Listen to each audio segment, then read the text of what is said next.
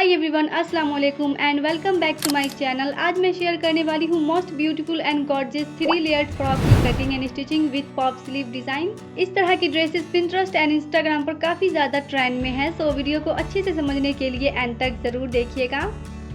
3 layered frock बनाने के लिए मैंने 3.5 metre red heart cotton fabric का यूज़ किया है। आप इसकी जगह पर कोई भी अदर फैब्रिक यूज़ कर सकते हो एंड इसी के साथ मैंने लाइनिंग भी अटैच किया है क्योंकि ये फैब्रिक विजिबल हो रही थी। अगर आप थिक फैब्रिक का यूज़ कर रहे हैं तो लाइनिंग अटैच करने की कोई ज़रूरत नहीं है। सो इसी के साथ मैंने 3.5 मीटर कॉटन लाइनिंग फैब्रिक का यूज़ किया है। सो चलिए इसकी कटिंग करते हैं। फर्स्ट हम लाइनिंग वाले टॉप पार्ट की कटिंग करेंगे, जिसके लिए मैंने फैब्रिक को सिंपली 4 फोल्ड करके रख लिया है। टॉप की लेंथ 15 इंच है, इसमें मैंने 1 इंच एक्स्ट्रा मार्जिन के लिए रखा है एंड इसकी विड्थ 10.5 इंच है। नाउ शोल्डर की मार्किंग करेंगे। सो फोल्डेड वाली साइड से शोल्डर के लिए 6 इंच पर मार्क कर लेना है एंड शोल्डर डाउन के लिए 1 इंच पर मार्क करना है। इस मार्क से नीचे की तरफ आर्म होल के लिए 6 इंच पर मार्क करना है। शोल्डर के लिए जो 6 इंच पर मार्क किया था, नीचे की तरफ भी 6 इंच पर मार्क कर लेना है एंड स्केल से दोनों पॉइंट को मिलाते हुए सीधा कर लेना है। नाउ चेस्ट की मार्किंग करेंगे। सो जो भी आपका चेस्ट साइज है उसका 4th पार्ट लेना है एंड उसमें 1.5 इंच मार्जिन के लिए ऐड कर लेना है एंड यहाँ पर 10.5 इंच पर मार्क कर लेना है एंड इसमें मैंने 1.5 इंच एक्स्ट्रा मार्जिन के लिए रखा है। नीचे की तरफ सेम उसी तरह से हम वेस्ट के लिए मार्किंग करेंगे। सो वेस्ट का 4th पार्ट लेना है एंड उसमें 1.5 इंच मार्जिन के लिए ऐड कर लेना है एंड यहाँ पर 9.5 इंच पर मार्क कर लेंगे। 1 इंच हम टक्स के लिए एक्स्ट्रा मार्क कर लेंगे। उसके बाद दोनों पॉइंट को मिलाते हुए सीधा कर लेना है। आर्म होल की शेप देने के लिए इसका सेंटर पॉइंट मार्क करेंगे 3 इंच पर एंड इस तरह से दोनों पॉइंट को मिलाते हुए बैक आर्म होल के लिए मार्क कर लेंगे। फ्रंट आर्म होल के लिए 1/2 इंच अंदर की तरफ दबाव करते हुए मार्क करेंगे। नेक विड्थ के लिए 3 इंच पर मार्क करना है एंड इन दोनों पॉइंट को मिलाते हुए तिरछा मार्क कर लेना है। उसके बाद वेस्ट लाइन पर 1 इंच पर मार्क करना है एंड सेंटर से दोनों पॉइंट को मिलाते हुए कर्व शेप मार्क कर लेना है। उसके बाद बाहर की तरफ जो मार्किंग है उस पर कट कर लेना है। कट करने के बाद एक्स्ट्रा फैब्रिक को साइड कर लेना है एंड टॉप पार्ट को ओपन करके बैक पार्ट को साइड कर लेना है। उसके बाद फ्रंट पार्ट को अगेन डबल फोल्ड करते हुए रख लेना है एंड फ्रंट आर्म होल की कटिंग कर देनी है। कट करने के बाद एक्स्ट्रा फैब्रिक को साइड कर लेना है। लाइनिंग पार्ट की कटिंग करने के बाद अब हम अपर पार्ट की कटिंग करेंगे, जिसके लिए मैंने फैब्रिक को सिंपली 4 फोल्ड करके रख लिया है। उसके बाद इस पर बैक पार्ट को रख लेना है अच्छे से सेट करते हुए एंड इस पर बॉल पिन लगा देना है। उसके बाद सेम बैक पार्ट के जैसे ही अपर पार्ट की कटिंग कर देनी है। कट करने के बाद एक्स्ट्रा फैब्रिक को साइड कर लेना है एंड टॉप से पहले बॉल पिन को निकाल लेना है एंड बैक पार्ट को साइड कर लेना है। टॉप को ओपन करने के बाद बैक पार्ट को इस पर रख लेना है एंड दोनों पार्ट को अभी हम साइड कर लेंगे। उसके बाद इसको डबल फोल्ड करते हुए रख लेना है एंड फ्रंट पार्ट की लाइनिंग को इस पर रखकर फ्रंट आर्म होल की कटिंग कर देनी है। कट करने के बाद एक्स्ट्रा फैब्रिक को साइड कर लेना है एंड टॉप के सेंटर में एक स्मॉल कट लगा देना है।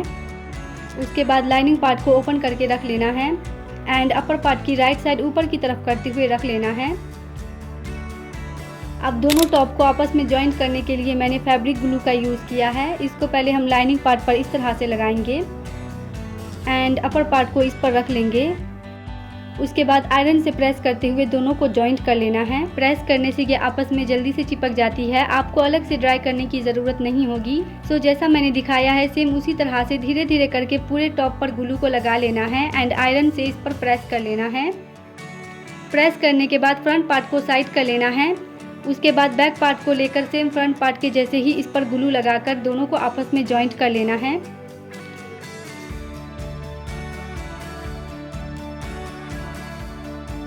प्रेस करने के बाद अब इसके नेक की कटिंग करेंगे, जिसके लिए मैंने आयरन पेपर का यूज़ किया है। इसे हम फ्यूजिंग पेपर भी बोलते हैं। अब इसको डबल फोल्ड करते हुए रखना है एंड इस पर बॉल पिन लगा देना है। अब फ्रंट नेक की मार्किंग करेंगे। सो नेक विड्थ के लिए 3 इंच पर मार्क करना है। फ्रंट नेक डीप के लिए 6 इंच पर मार्क करना है।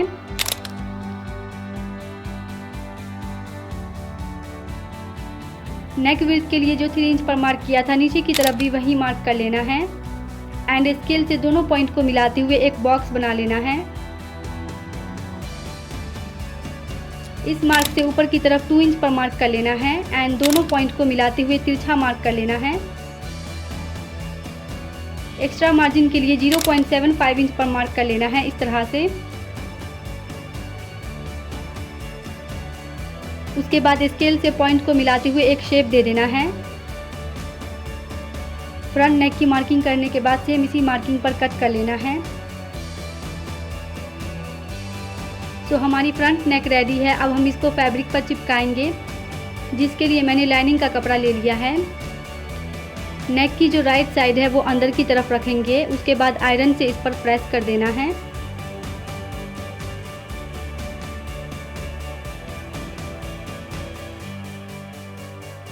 प्रेस करने के बाद 1/2 इंच का मार्जिन छोड़कर एक्स्ट्रा फैब्रिक की कटिंग कर देनी है। कट करने के बाद एक्स्ट्रा फैब्रिक को साइड कर लेना है। उसके बाद नेक पर एक्स्ट्रा पट्टी को इस तरह से फोल्ड करके रखना है एंड इस पर स्टिचिंग कर देनी है। स्टिचिंग करने के बाद तैयार नेक को टॉप के सेंटर में रख लेना है एंड इस पर बॉल पिन लगा देना है इस तरह से। उसके बाद आयरन पेपर के बिल्कुल पास से स्टिचिंग कर देनी है। स्टिचिंग करने के बाद 1/2 इंच का मार्जिन छोड़कर एक्स्ट्रा फैब्रिक की कटिंग कर देनी है।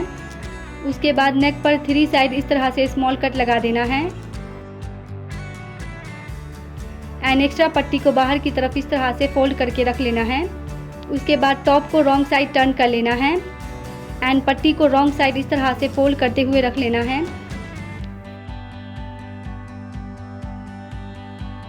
एंड इस पर हैंड से तुरपाई कर लेना है। अब बैक नेक की फिनिशिंग करेंगे, जिसके लिए मैंने सिंपल राउंड नेक रेडी किया है। इस नेक की डिप 5 इंच है एंड विड्थ 6 इंच है। अब तैयार नेक को टॉप के सेंटर में रखना है एंड इस पर बॉल पिन लगा देना है। आयरन पेपर के बिल्कुल पास से स्टिचिंग कर देनी है। स्टिचिंग करने के बाद नेक पर 1/2 इंच का मार्जिन छोड़ करके एक्स्ट्रा फैब्रिक की कटिंग कर देनी है। उसके बाद पट्टी को बाहर की तरफ इस तरह से फोल्ड करके रख लेना है एंड टॉप को रॉन्ग साइड टर्न कर लेना है। उसके बाद पट्टी को रॉन्ग साइड इस तरह से फोल्ड करके रख लेना है। फोल्ड करने के बाद हैंड से तुरपाई कर देना है। बैक नेक की फिनिशिंग करने के बाद टॉप को डबल फोल्ड करते हुए रख लेना है एंड अब हम इसके टक्स की मार्किंग करेंगे। सो जो भी आपका वेस्ट साइज़ है उसका हाफ लेना है। सो यहाँ पर 4 इंच पर मार्क कर लेना है। शोल्डर से नीचे की तरफ 10.5 इंच पर मार्क करना है एंड यहाँ से 4 इंच पर दोनों पॉइंट को मिलाते हुए स्ट्रेट लाइन ड्रॉ कर लेना है। उसके बाद इंची टेप को सेंटर में रखकर हाफ इंच पर मार्क कर लेना है एंड स्केल से इन दोनों पॉइंट को मिलाते हुए तिरछा मार्क कर लेना है। उसके बाद इन दोनों पॉइंट को मिलाते हुए तिरछा मार्क कर लेना है एंड इसके सेंटर में एक स्मॉल कट लगा देना है। उसके बाद टॉप को ओपन करके रॉन्ग साइड से फोल्ड कर लेना है। फोल्ड करने के बाद हैंड से प्रेस करते हुए मार्किंग को इस तरफ भी कर लेना है। उसके बाद इस तरफ जो मार्किंग आई है चौक से इसको डार्क कर लेना है। अब सेंटर से फोल्ड करते हुए स्टिचिंग कर देनी है। सेम इसी तरह से सेकेंड वाले को भी स्टिच कर देना है। बैक तक की फिनिशिंग करने के बाद फ्रंट पार्ट के भी तक की फिनिशिंग कर देनी है। उसके बाद दोनों पार्ट की राइट साइड अंदर की तरफ करते हुए रख लेना है। शोल्डर को बराबर में मिलाते हुए रखना है एंड 1/2 इंच का मार्जिन छोड़कर इस पर स्टिचिंग कर देनी है। सेम इसी तरह से इस वाले शोल्डर को भी बराबर में रखना है एंड इस पर स्टिचिंग कर देनी है। दोनों साइड फिटिंग की मार्किंग करने के बाद इस मार्क पर स्टिचिंग कर देनी है। अब हम पफ स्लीव की कटिंग करेंगे, जिसके लिए मैंने फैब्रिक को 4 फोल्ड करके रख लिया है। स्लीव की लेंथ 16 इंच है एंड इसकी विड्थ 9.5 इंच है। पफ स्लीव बनाने वाले हैं, इसलिए तैयार स्लीव की लेंथ 12 इंच है। 1/2 इंच मैंने नीचे की तरफ मार्जिन के लिए रखा है। तो यहाँ पर 12.5 इंच पर मार्क कर लेना है। ऊपर की तरफ से ये 4 इंच है, यहाँ पर भी 4 इंच पर मार्क कर लेना है एंड स्केल से दोनों पॉइंट को मिलाते हुए सीधा कर लेना है। इस मार्क से नीचे की तरफ 2.5 इंच पर मार्क करना है एंड बाजू के लिए 7 इंच पर मार्क करना है। पफ स्लीव बनाने वाले हैं, इसमें 1 इंच एक्स्ट्रा लेना है। उसके बाद मार्जिन के लिए 1.5 इंच पर मार्क करना है। नीचे की तरफ 5 इंच पर मार्क करना है एंड इसमें 1.5 इंच एक्स्ट्रा मार्जिन के लिए मार्क करना है। उसके बाद दोनों पॉइंट को मिलाते हुए फिटिंग के लिए मार्किंग करनी है। इस पॉइंट को मिलाकर कटिंग के लिए मार्किंग कर देनी है एंड यहाँ से स्लीव के लिए कर्व शेप की मार्किंग कर देनी है। उसके बाद फोल्डेड वाली साइड से 2 इंच पर मार्क कर लेना है एंड इस पॉइंट से इस तरह से शेप देते हुए मार्क कर लेना है। स्लीव की मार्किंग कंप्लीट होने के बाद बाहर की तरफ जो मार्क है उस पर कट कर लेना है। कट करने के बाद एक्स्ट्रा फैब्रिक को साइड कर लेना है। उसके बाद स्लीव के सेंटर में एक स्मॉल कट लगा देना है। स्लीव को ओपन करके इसके एक पार्ट को साइड कर लेना है। उसके बाद रॉन्ग साइड से इसका सेंटर पॉइंट मार्क करना है एंड इंची टेप को सेंटर में रखकर 3 इंच पर मार्क कर लेना है। टोटल ये 6 इंच हो जाएगी।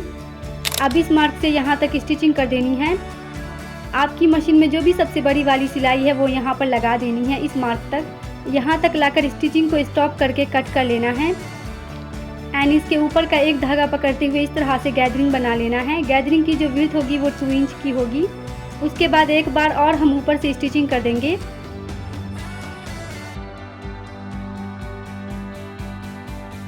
यहाँ पर स्टिचिंग करने के बाद नीचे की तरफ स्लीव को सिंपली डबल फोल्ड करते हुए रख लेना है एंड इस पर स्टिचिंग कर देनी है। स्टिचिंग करने के बाद स्लीव को रॉन्ग साइड फोल्ड कर लेना है एंड इस मार्क पर स्टिचिंग कर देनी है। स्लीव की फिटिंग करने के बाद इसको राइट साइड टर्न कर लेना है।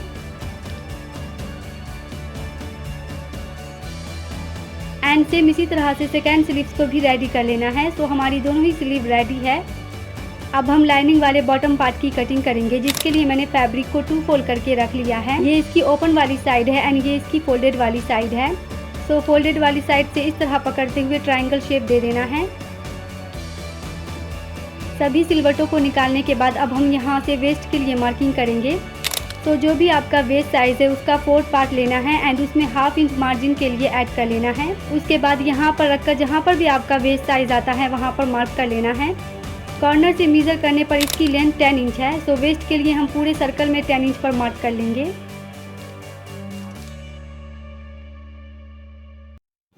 उसके बाद सभी पॉइंट को मिलाते हुए इवन कर लेना है इस तरह से। अब इस मार्क से नीचे की तरफ बॉटम की लेंथ के लिए मार्क करना है। सो 14 इंच टॉप माइनस करते हुए 26 इंच पर मार्क कर लेना है एंड इसमें 1 इंच एक्स्ट्रा मार्जिन के लिए मार्क कर लेना है। अपर पार्ट की रेडी लेंथ से 3 इंच कम ही आपको लाइनिंग की लेंथ रखनी है। इससे जो है इसका लुक अच्छा आता है।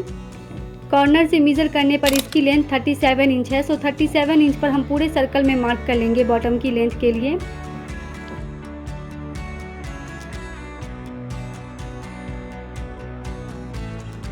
उसके बाद सभी पॉइंट को मिलाते हुए इवन कर लेना है एंड दोनों मार्किंग पर कट करके एक्स्ट्रा फैब्रिक को साइड कर लेना है।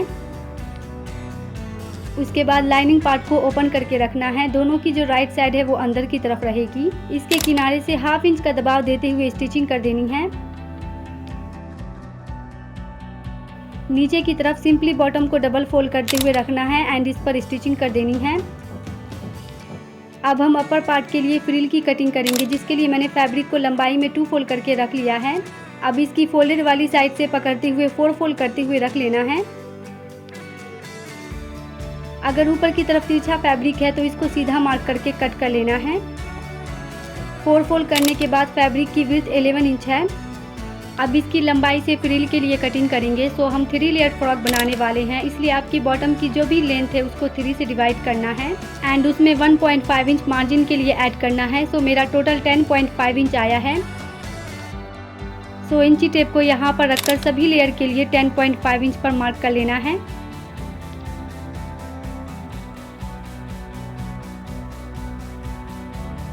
उसके बाद सभी मार्किंग पर स्ट्रेट लाइन ड्रॉ कर लेना है।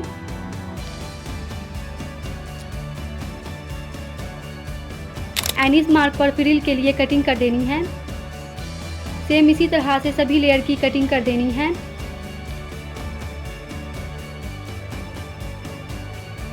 फर्स्ट लेयर की फ्रिल बनाने के लिए एक लेयर ले लेना है। डबल फोल्ड में इसकी लेंथ 23 इंच है।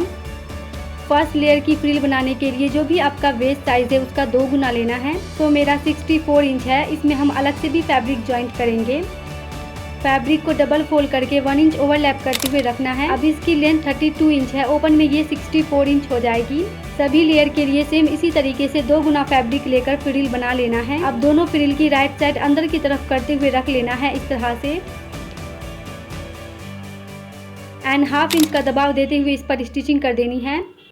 स्टिचिंग करने के बाद इसकी राइट साइड ऊपर की तरफ करते हुए रख लेना है एंड यहाँ पर 1/2 इंच का दबाव देते हुए आपकी मशीन में जो भी सबसे बड़ी वाली सिलाई है वो यहाँ पर लगा देनी है। सो मेरी मशीन की जो भी सबसे बड़ी वाली सिलाई है वो यहाँ पर मैं इस तरह से लगा रही हूँ। अगर आप ज़्यादा फ्लेयर वाली फ्रॉक बना रहे हैं तो यहाँ पर आपको डबल स्टिचिंग करनी होगी। मैं आपको किसी अदर वीडियो में इसके बारे में ज़रूर बताऊँगी।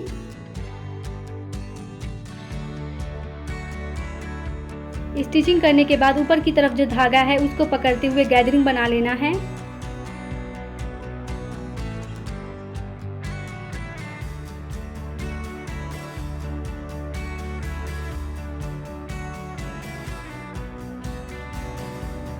सेम इसी तरह से सभी लेयर के लिए फ्रिल बना लेना है।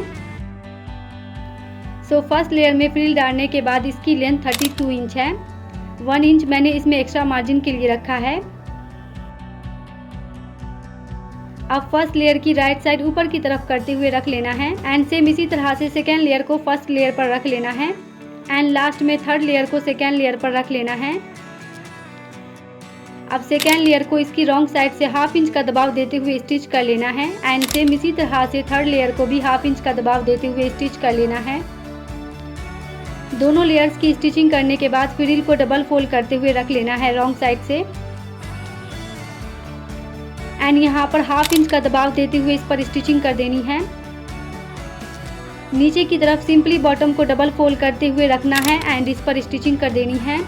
साइड की स्टिचिंग करने के बाद मैंने सिंपली बॉटम को डबल फोल्ड करते हुए स्टिच कर लिया है। आप चाहो तो यहाँ पर पीको भी कर सकते हो। अब तैयार लाइनिंग को अपर पार्ट के अंदर से लगाना है इस तरह से।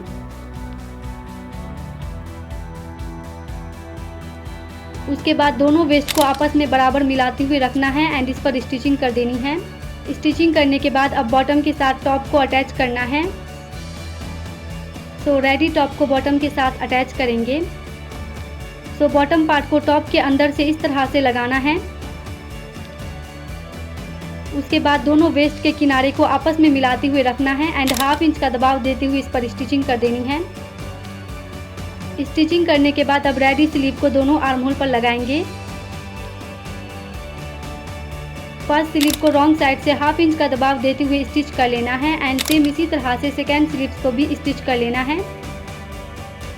दोनों स्लीव अटैच करने के साथ ही हमारी beautiful and gorgeous free layered frock ready है। आप इसको किसी भी जीन्स या लेगिंग्स के साथ वेयर कर सकते हो। अगर आप डिजाइनर टॉप की भी कटिंग एंड स्टिचिंग वीडियो देखना चाहते हैं तो कमेंट में यही रेड हार्ट लिख देना, इंशाल्लाह मैं जरूर लेकर आऊंगी। जाने से पहले वीडियो अगर पसंद आई है तो लाइक एंड शेयर जरूर कीजिएगा और हाँ, कमेंट में अपना ओपिनियन देना मत भूलना, इट्स वेरी इंपॉर्टेंट। मिलती हूँ आप सबसे नेक्स्ट वीडियो में, तब तक आप मेरी इस लेटेस्ट वीडियो पर क्लिक करके देख सकते हो। आप लोगों के लिए काफी हेल्पफुल होने वाली है एंड थैंक्स फॉर वॉचिंग।